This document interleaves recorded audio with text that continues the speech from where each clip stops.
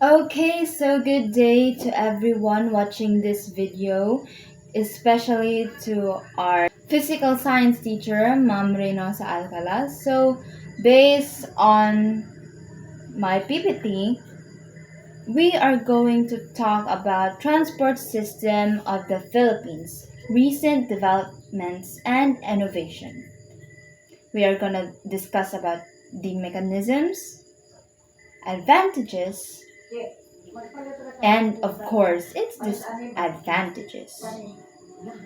And of course, at last, we are going to apply the concepts we have learned in this chapter.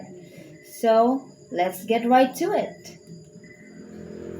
I am gonna give three examples. The first one we have is the DOST Hybrid Electric Road Train, or for short, HERT.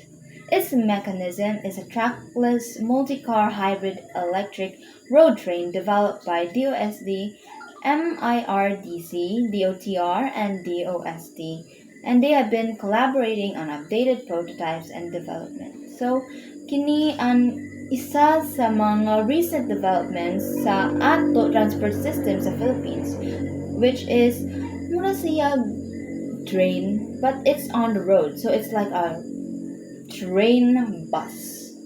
And let's go to the disadvantages and advantages of this mechanism. Advantages: lower tailpipe emissions. So, ang isa daw ka-advantages is di na sila grabe kausok. So, that's really a win for our environment.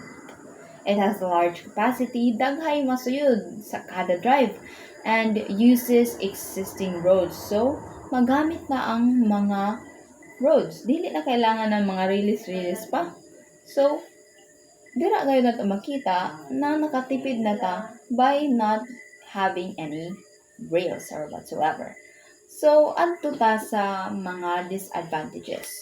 Ang disadvantages is needs dedicated lanes or priority to avoid bunching. Kay pasig magpikit-pikit na, mas mula ko ang traffic. So, we don't want that. Longer stopping distance due to high mass. So, dugay siya. And turning radius and junction management can be tricky. Okay, but ato sa isipon na biskin tuod ingana ang mga disadvantages, mas bugat gyapon ang advantages, so it's still a win for our transport systems. Okay, let's go to the second example. The Cebu Bus Rapid Transit.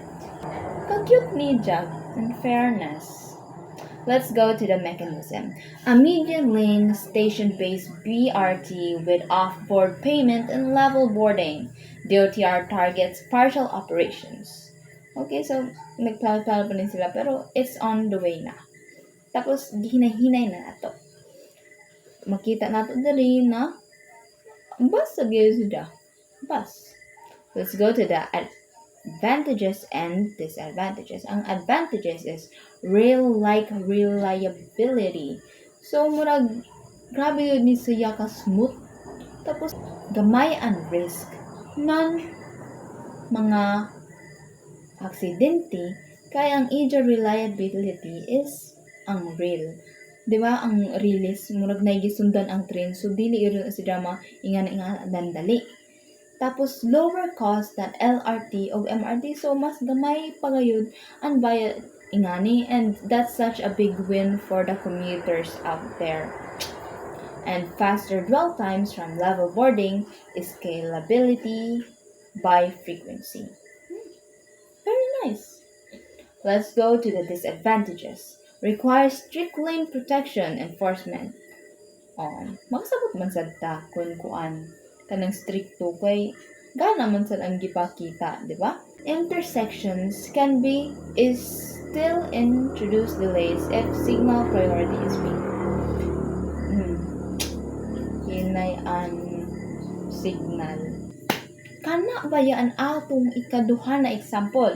Ang Cebu Bus Rapid Transit. So, tana sa sunod na mga panahon, dili na naamalaon na Cebu Bus Rapid Transit. May mga Philippines Bus Rapid Transit kay nulawak na sa Pilipinas. Let's go to our third example. We have e-jeepneys. Kung may mga e-bike, nasa'y mga e-jeepneys. So, unsa man yung mga e-jeepneys? These are jeepneys that is powered electrically. So, siguro, di ano siguro, kay electrical man siya, murag solar powered po ni siya. So, what is its mechanisms? Modernized jeepneys, Euro 4 or electric, automated fare collection, and industry consolidation. So, automatic na po ni sila mukuha na naato ang mga bayad. It's really nice.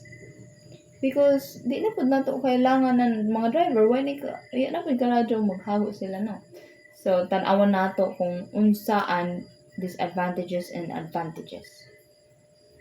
Advantages, lower emissions o naanapod na isa gayud na dili na kailangan nato tungod sa atong environment na grabe karampan ng atong mga global warming tungod sa atong mga basura, and better safety and comfort and more consistent operations and headways.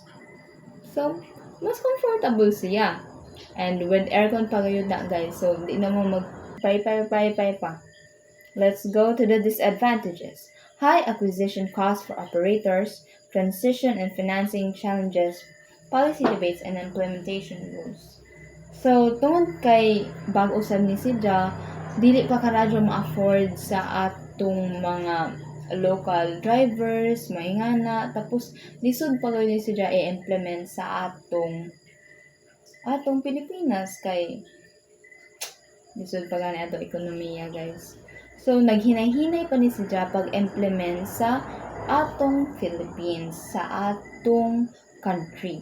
Pero naagad yung mga lugar na murag advanced na, tapos makita na nato ni siya. For example pa lamang sa Surigao, murag naa naman sab siya. Mga gagmay pa lamang, but at least it's there. It's slowly but surely doing its job. Okay, so kadto na ang atong 3 examples of recent developments and innovations in the transport system of the Philippines. So karon naa na ta sa pinaka-last na part, unsa man ang atong ma-implements or concepts nato na learned in this chapter. So, one of those concepts are Newton's law of motion, distance, speed, and velocity, and many more.